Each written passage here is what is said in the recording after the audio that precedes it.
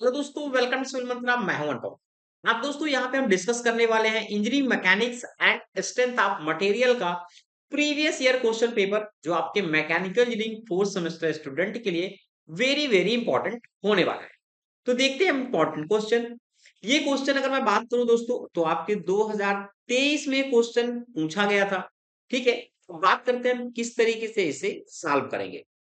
पहले वीडियो को स्टार्ट करने से पहले एक इंपॉर्टेंट इंफॉर्मेशन है, आप थ्योरी जरूर पढ़ लें, क्योंकि अगर आपने थ्योरी का क्वेश्चन नहीं पढ़ा है, डेरिवेशन नहीं पढ़ा है, तो ये क्वेश्चन आपको दोस्तों डायरेक्ट समझ में आने वाला नहीं है।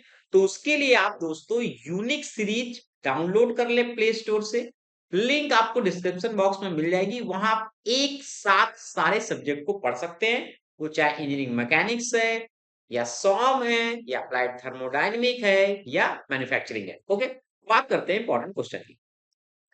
कह रहा है question, two body A and B of mass 80 kg and 20 kg are connected by a thread and move along a rough horizontal plane under the action of force 400 newton applied to the first body of mass 80 kg।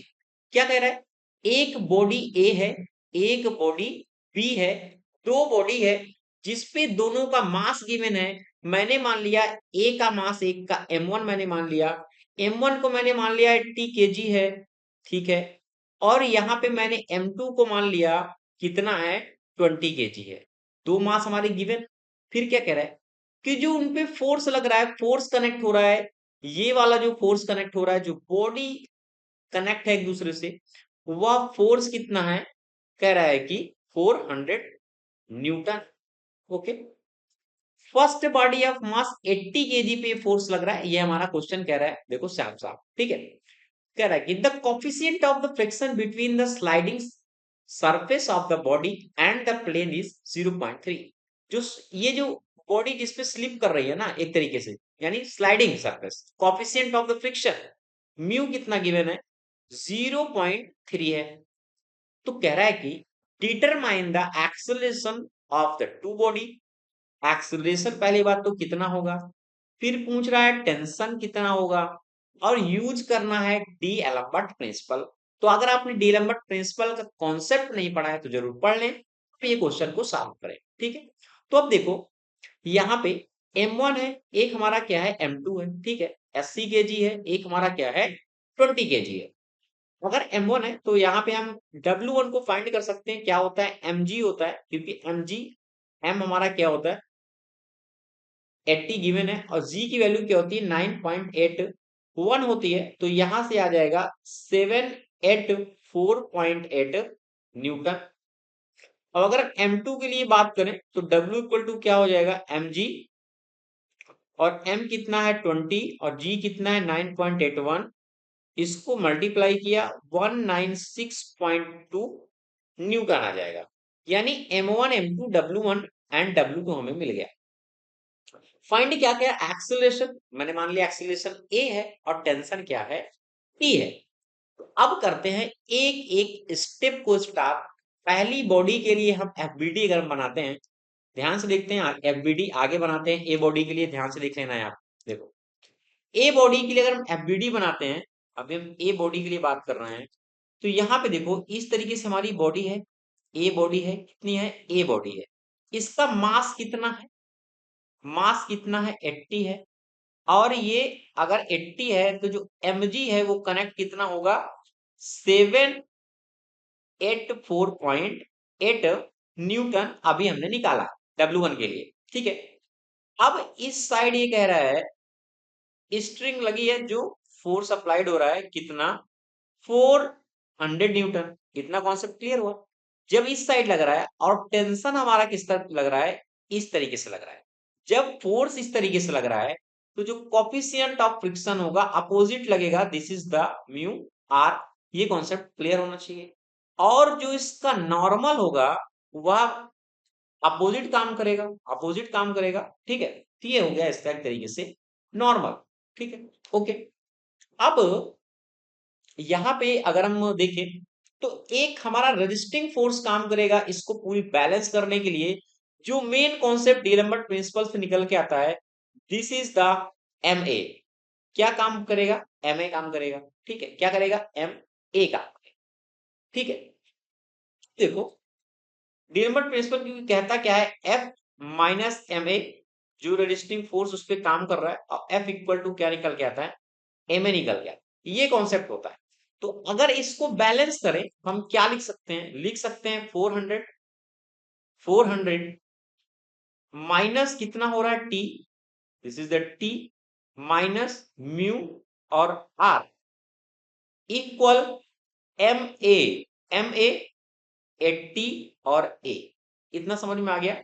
ये है डीलम्बर्ट principal का concept. देखो ये कितना है, 400 है, और यहाँ पे टी अभी हमें पता नहीं है, इसकी वैल्यू हमें 0.3 पता है, और आर की वैल्यू आर इक्वल टू क्या होता है, एम जी होता है। ठीक है, एम जी, एम और जी, तो ये एम जी तो है, तो क्या लिख सकते हैं 784.8, और यहाँ पे कितना हो गया 80 ए हो गया। इसको इसको सॉल्व किया ना तो कितना निकल जाएगा 164.56 माइनस टी इक्वल 80 ए। ठीक है, चलो मैंने इस इक्वेशन को मैंने मान लिया 1 है। अब आते हैं सेकेंड एफबीडी पे। ये वाला फिगर दिख रहा है ना, यहाँ पे क्या कर रहा है, ये टेंशन इस तरीके से काम कर रहा था। तो आते हैं सेकेंड के लिए। ठीक है, बात करते हैं सेकेंड एफबीडी के लिए। सेकेंड एफबीडी के लिए देखो, सेकेंड वाला ध्यान से समझो, मेन कॉन्सेप्ट दोस्तों यही है। ठीक है, अब क्या कर रहा है, टेंशन हमारा लग रहा था इस साइड, टेंशन लग रहा है। जब टेंशन इस साइड लग रहा है तो जो उसका अपोजिंग फोर्स होगा, ठीक है, फ्रिक्शन वाला, वो म्यू आर इस अपोजिट उसके काम करेगा। ठीक है, और ये इसका बैलेंस हो रहा है आर, और यहाँ पे वर्क कर रहा है mg, और जो mg हमने निकाला है वो कितना है 196.2 है। और जो रजिस्टिंग फोर्स इस पे काम करेगा वह काम करेगा 20 ए, यानी एम ए, क्या, एम और ए। एम कितना है 20 है, किसके लिए बात कर रहा है 20 के लिए बात कर रहा है, सेकेंड वाले के लिए बात कर रहा है। ठीक है, तो यहाँ पे क्या इक्वेशन बनने वाली है, T, this is the T minus mu R equal 20 और ए। अब इसको सॉल्व करो, टी, ये हो गया टी, म्यू की वैल्यू कितनी है 0.3 है, आर की वैल्यू 196 पॉइंट क्या है 2 है आर। ठीक है, और यहां पे हो गया 20 और ए। ओके, ठीक है, टी माइनस इसको मल्टीप्लाई करो कितना है 58 पॉइंट कितना आएगा 86 आएगा, और ये हो गया 20 और ए। इस इक्वेशन को मैंने मान लिया इक्वेशन क्या है 2 है। अब इक्वेशन वन एंड 2 को सॉल्व करो, तो यहां से देखो टी की वैल्यू निकल के यहां पे हम रख सकते हैं ना, बस यही करना है 164.56 माइनस माइनस, अब टी की वैल्यू यहाँ पे निकलेगा कितना आएगा, आएगा 20 ए प्लस 58.86 इक्वल 80 ए। ठीक है, इसको सॉल्व करो, ये कितना है, और ये इसका माइनस में जाएगा, तो यानी यहाँ पे इक्वेशन क्या बन जाएगी 164.56, सॉरी ये 56 है, इरेज कर देता हूं क्लियर है आपको। ठीक है, तो यहाँ पे क्या हो गया 56 माइनस 58.86 इक्वल, ये माइनस का इस साइड जाएगा, कितना हो जाएगा 100 ए हो जाएगा। तो यहाँ पे इसको जब आप सॉल्व करोगे तो यहाँ पे निकल के आएगा 105.7 इक्वल 100 ए। ए को जब यहाँ पे डिवाइड करोगे तो जीरो इस साइड शिफ्ट होगा, कितना बनेगा 1.057 मीटर पर सेकेंड स्क्वायर। ये हो गया दोस्तों इसका पहला एक्शन, यानी एक्सीलरेशन क्या होगा, ये हो गया एक्सीलरेशन। नेक्स्ट क्या पूछ रहा था, नेक्स्ट पूछ रहा टेंशन कितना होगा इन थ्रेड में। अब बात करते हैं टेंशन की, चलो टेंशन की यहां बात कर लेते हैं। अब देखो वही बात करते हैं, थोड़ा आपको दिखेगा सारी चीजें। अब देखो टेंशन की, अब ए की वैल्यू ना, ए की वैल्यू आप कहीं भी रख दो जहां आपका मन करे। चलो मैंने इक्वेशन 2 पे रख दिया, मैं यहीं पे लिख दूं, नहीं आगे लिखता हूं ताकि थोड़ा पीडीएफ भी आपको अगर दूं मैं तो इजी रहेगा। तो मैं यहाँ पे लिख सकता हूं टी माइनस कितना था 58.86 इक्वल 20 ए, यही था। ठीक है, ये कौन सी इक्वेशन थी हमारी, ये इक्वेशन 2 थी। अब यहाँ पे हम ए की वैल्यू को पुट करेंगे, ए की वैल्यू जो है 1.057 मीटर पर सेकंड स्क्वायर है।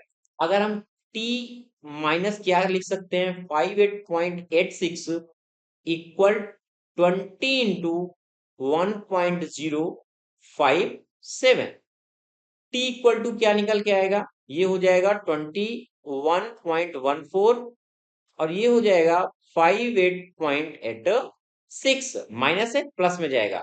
और अगर इसको हम ऐड करेंगे तो ये आ गया 80 न्यूटन और this is the final answer. इतना करने का आपको दोस्तों फुल नंबर मिलने वाला है। तो अगेन रिक्वेस्ट है, आपको अगर कंप्लीट थ्योरी डेरिवेशन सारे न्यूमेरिकल चाहिए तो आप ऐप से पढ़ सकते हैं और हमसे व्हाट्सएप ग्रुप में जुड़ सकते हैं।